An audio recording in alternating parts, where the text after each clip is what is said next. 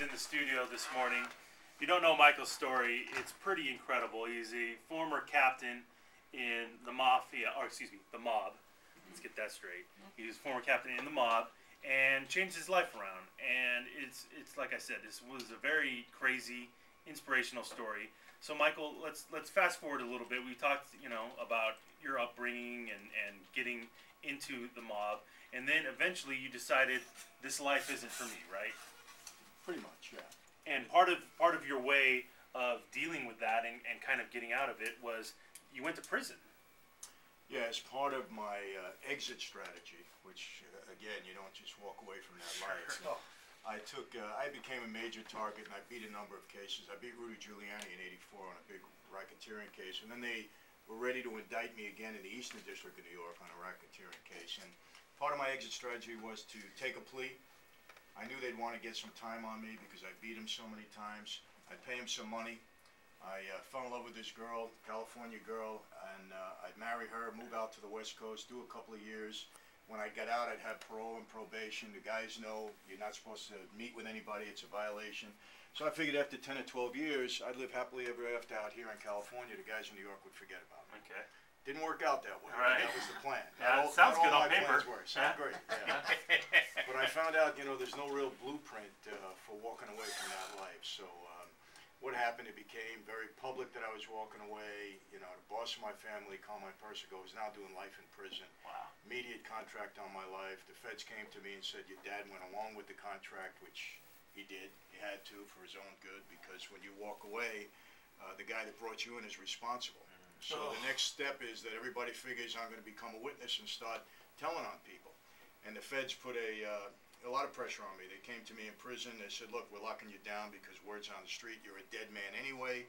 Cooperate with us. We'll put you in a witness protection program. We'll preserve your life. Real quick, so they went to your dad and said, oh, we're going to kill your son, and he had to kind of be like, okay, yeah? Yeah, pretty much so. That's how it goes down. Jeez. Your son's a turncoat, and he may be looking to hurt people. He's going to testify because nobody just walks away. They figure the next step was I must have got myself in another jam, and I cooperated with the feds. Yeah, and now the feds, they don't always play fair.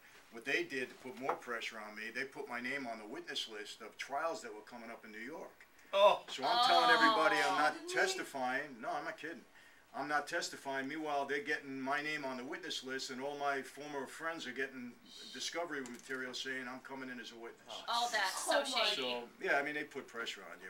Look, that's the way of the street. They don't work fair all the time. And so, they had to lock me down. They put me in a hole. And then I get out of prison. I'm out for 13 months on parole. And honestly, it was the worst time of my life. I'm literally dodging bullets. Feds are pressuring me. I couldn't put a house in my name, no utilities. My wife and I had to keep moving around for 13 months. It was tough to earn a living. So you weren't really in the witness protection program, were you? Or No, you were just on your own? I was never a witness, so I refused the program, and I told the guys, I'm not interested, and and they didn't take too kindly to that. Because, the feds, so now you have both sides pretty much against you. I was in the middle of both sides. Aside from that, our family, the Columbos, 1989 through 91, we had a big war in our family, and it was a war over leadership. And before all this stuff came out about me, I had a visit. A guy came through in prison and said, Michael, whose side are you on? Because the two factions in the family went to war. So, I'm in the middle of a war. Then I'm become the target, and then the feds are after me. It was a mess. It was a tough time. But, look, I knew that I was going to face some stuff when I walked away. I just didn't know the extent of it. But, we hung in there and got through it.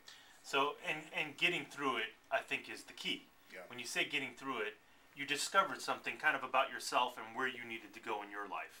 Well, yeah, and keep in mind this, I'm a strong person of faith, and my wife, is responsible for that in great part because she was a strong person of faith. But initially, that wasn't my reason of getting out. I wanted to get out because I wanted to have a life with her, and I saw how destructive. And you don't really learn about that life until you're in it. It's a secret life, and all the respect and honor, it's really not there. It is in some parts, but in other ways, look, I'm going to be honest and tell it like it is. I saw guys get killed for the wrong reasons. A lot of stuff like that goes on. Sure. And, so the fortunate thing when I walked away, I had enough time in the life to understand the mentality and what the guys would do and what they wouldn't do. So they weren't going to walk me into a room and I'll never walk out again, which is the way things go in that life. I said, hey, you're going to get me, you're going to have to fly across countries, set out a hit team, kill me and get away with it. Because remember, murder's, you go away for life. So I changed my whole life around, and I was able to get through it. Now understand this, if you want to know the intensity of just how fortunate I was, the night I got made, there were 6 of us. I'm the only one alive today. Oh my Wow. Not one of them died of natural causes. Oh. Just about everybody I knew in that life today is either dead or in prison forever. Yeah. 1987, Fortune magazine had a huge article out, cover story, 50 biggest, most powerful mob bosses in the country. They actually had a chart with the 50 of us on there. I was in rank number 18. I was the youngest guy on the list. Today, out of the list of 50, 43 of them are dead. That's incredible. Oh. 3 of them God. are doing life in prison. And I've been blessed and fortunate enough to be here speaking to this wonderful crew of guys here at Wow. this radio station. And this wonderful. It's really incredible that you got out, and one of the ways that you got out is that you found the Lord.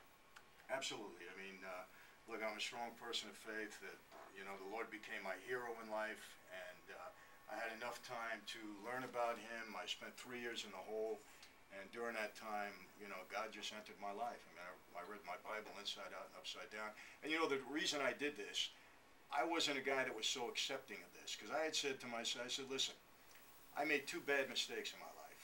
I followed my father blindly, got me in a bad spot. I took a blood oath, got me in a bad spot.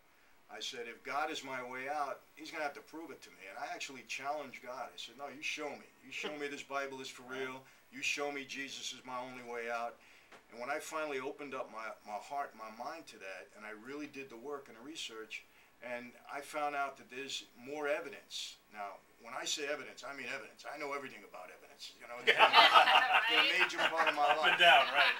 And when I really looked for the evidence, I was convinced beyond all doubt, not beyond a reasonable doubt, which is a standard of proof for any Sure. but that Jesus Christ is my Savior. So once I knew that, and I went that way, did I have struggles? Yeah. Of course. Because, you know, God doesn't promise us heaven on earth. He promises heaven in heaven. But He does promise that He'll get us through it. And Now, He did. what do you say to people that challenge you a little bit and say, well, how could this guy have found Jesus? How could he find God if he's done the things that he's done in his life? What do you say to those kind of Well, people? you know, I understand how people would challenge me. And, you know, I always say this, when I'm in church and I was listening to me, if I was the guy listening to me, I might be very skeptical. Because Right.